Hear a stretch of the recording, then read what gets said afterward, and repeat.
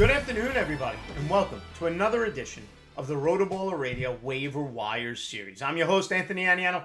Happy to be with you here as we take a look at the waiver wire for Week 12 of your fantasy baseball season. The week beginning Monday, June 27th. And here we are. Have a couple of pitchers, a few starters, a few relievers to look at here on the waiver wire for the upcoming fantasy baseball week. And guys, don't forget, to win big in 2022 with rotoballer.com's MLB and DFS Premium Pass, which includes 15 exclusive lineup tools, daily DFS cheat sheets, and our new Team Sync platform. Use RotoBaller's exclusive hitter projections, pitching planners, DFS value plays, research stations, lineup optimizer, and more to help you win big. For a limited time, get the MLB Premium Pass for an extra 10% off using the promotional code ACES. Head on over to rotoballer.com, sign up today, start rotoballing like a boss. And those of you getting ready for fantasy football season, make sure you get the NFL Premium Pass, which includes our draft guide for 2022 as well as all our great information, content, lineup optimizers, all the great content for baseball that you see is also there for football. So sign up for that NFL Premium Pass. And again, that promo code ACES will save you some money at checkout. All right. So week 12, the week beginning June 27th is upon us. A couple of starters to be mindful of who are pitching well for the upcoming week. Again, full disclosure, recording this Friday the 24th before the game starts, so Friday afternoon. So some numbers could change over the course of the next couple of days. Use the Yahoo roster percentages for my numbers here. Try to keep it at or below 40%, roughly. Always a few exceptions, and my first pitcher is the exception, actually. Jon Gray of the Texas Rangers, 45% rostered, but pitching outstanding, and felt the need to mention him. Over the last 2 weeks, Jon Gray has thrown 18 and 2/3 innings and struck out 21 batters over that frame. That's 10.2 Ks per 9. Over those last 18 and 2/3, his ERA is at 1.45. And his whip at 0.86. He's been outstanding. Kind of been everything Texas needed him to be when they signed him away from the Colorado Rockies. Now, the strikeouts have been there all year. 68 strikeouts in 64 and 2/3 innings. It's about 25.5% of the batters he faces. Roughly 1 out of every 4 batters he faces, he sits down via strikeout. Now, the ERA on the year is at 4.18. But the expected ERA is better. It's at 3.86, so I like that number. The whip I like at 1.18, and the batting average against sits at a very acceptable 220. So those numbers are all plus numbers for Jon Gray, and he's right now riding a hot streak. And a nice matchup on Monday the 27th against the Kansas City Royals. I'll utilize him in leagues I have him. If I don't have him, if he's on the waiver wire, I will add and stream for that matchup against the Kansas City Royals. Up second, I mentioned him last week, and I told you last week, Ross Stripling. Ignore the game against the Yankees. You don't start anybody, and I mean anybody at this point, against the New York Yankees. Stripling was pitching well, got lit up by the Yankees. Okay, I said ignore it, still add him. And what did he do? He rebounded against the White Sox like expected, getting 5 strikeouts in 6 innings pitched and 1 earned run. Pitched terrific. Now, his next matchup, the 28th, against the Boston Red Sox. But Stripling's pitching well. The problem with Stripling, not the strikeout numbers that you would potentially want, but all else has been there. In his last 15 and 2/3 innings, 12 strikeouts, about 7 Ks per 9, just under. But ERA of 1.72 and a whip of 0.89. And on the season, the numbers are just as good. The ERA is at 3.08. The expected ERA is at 3.50, and the whip at 1.06, not walking a lot of batters. Batting average against on the season for Stripling is only 224. He's got 43 strikeouts in 52 and 2/3 innings. That's about 20%, 1 out of every 5 batters he faces. So, over the last month, that Yankee game hurts his numbers a little bit. Otherwise, his numbers have been good. It's almost like you got to put a little asterisk when a pitcher pitches against the Yankees. That offense is just putting up so many runs so often that you got to say, oh, well, they faced the Yankees. They're still better than that. And you move on from it. My third pitcher, it's the deep dive pitcher, but going to Baltimore, who's playing actually a little better than people realize. Dean Kremer of the Baltimore Orioles. Now, interesting.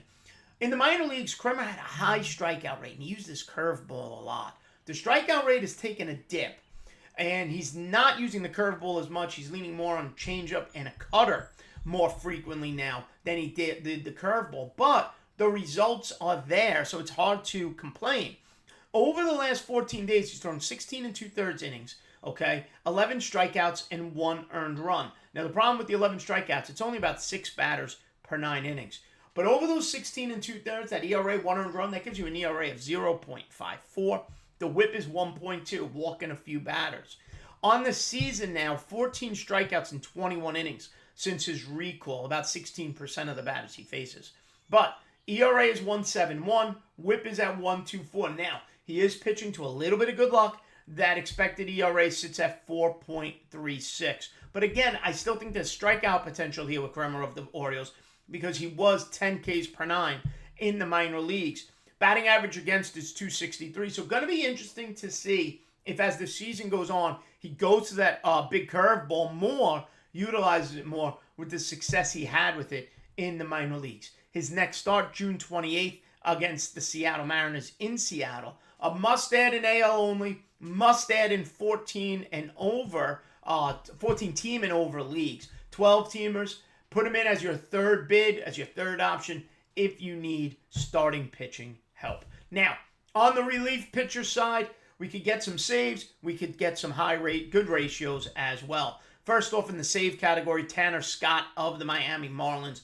Still only 35% rostered. I mentioned him last year. I'm assuming in shallow leagues he's available. Deeper leagues, probably a little tougher. But 10 strikeouts in his last 5 and 2/3 innings.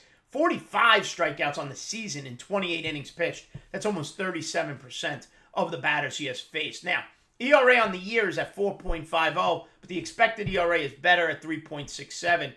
And he does have 7 saves on the season now. 4 saves over the last 14 days. Hitters are only hitting an even 200 against them. So you're getting a reliever with the ability to strike out batters, limit hits. Okay, gets blown up here and there, causing the ERA to go up a little bit. The expected ERA is low, and if you're looking for saves, Tanner Scott kind of locked in right now in Miami as their closer. In Tampa Bay, it looks like Colin Poche is going to be the guy for the Rays. 2 saves and 2 most recent saves. 2 saves in just the past week for the Tampa Bay Rays. Now, over the last 14 days, he's given up some runs. ERA is over 5. But big picture on the season, Poche is sitting at an ERA of 2.35 with 19 strikeouts in 23 innings, about 21% of the batters he has faced. Okay, expected ERA is at 3.47. The whip is outstanding. He doesn't walk anybody, which you like to see out of a closer. Whip sits at 0.96, and tough to hit. Batting average against is only 169. Now, like I said, the Rays' last 2 saves, as of this recording, were by Poche of Tampa Bay. Now, on the season, he's up to 5 saves. So those are my top 2 save candidates that are available on the waiver wire. Poche is only 25% rostered. If you don't need the saves and you're just looking to keep ratios low, pick up some strikeouts, lower your ERA, lower your whip. 2 middle relievers to be mindful of, and I mentioned one of them before in the past. Eli Morgan of the Cleveland Guardians, the red-hot Cleveland Guardians. Only 27% rostered. 9 strikeouts in his last 6 1/3. Up to 43 strikeouts in his last 34 innings pitched. Okay, that's a 35% strikeout rate. On the season, he has a 2.12 ERA, an expected ERA of 2.20, so they match up, and a whip of 0.62. His batting average against a minuscule 130. And I will say this, if anybody has a manual class of the Cleveland Guardians, get Eli Morgan on your team. Because if something happens to Clace, the fab you're going to have to pay, the waiver wire claims you're going to have to go through to get Eli Morgan are going to be very, very difficult. Get him now, even if you have bench space, get him on your roster. Almost handcuff that closer situation because Eli Morgan steps in and could be flat out dominant. He's dominant right now in that late inning, high leverage setup role. I expect that to continue. Again, can't ignore striking out 35% of the batters and a 130 batting average against. And finally, a similar style pitcher, Andres Munoz of the Seattle Mariners. Only 2% rostered. 37 strikeouts now on the year in 25 innings pitched. 35.9, let's call it 36% of the batters he faced this year have gone down via strikeout. Now, ERA on the year is at 4.32. Over the last 14 days, it's 3.18. But that 4.32 ERA goes along with an expected ERA of 2.97. So he's pitched to some bad luck. Batting average against is 2.63, and the whip on the year is at 1.24. But Munoz, like Morgan, a high strikeout, late inning reliever who can provide you some lower ratios going forward throughout the year with the ability to potentially get a save here or there. Starters, Gray, Stripling, Kremer in that order. Saves, Scott, Poach, late inning relievers, Morgan, and Munoz. All right, everybody, don't forget, if you haven't already, make sure you check out the Week 12 hitter waiver wire show as well right here. Make sure you like and subscribe right here to the RotoBaller YouTube channel. Download the RotoBaller app, baseball, football, whatever you're looking for. The app has it for you to get you ready for whatever fantasy sports you want to play. Follow me on Twitter at Aniano Fantasy. And don't forget, tune in each and every week right here for all the latest, courtesy of RotoBaller Radio and rotoballer.com. All right, everybody, have a good one. Stay smart, stay safe, and we'll see you next time, folks.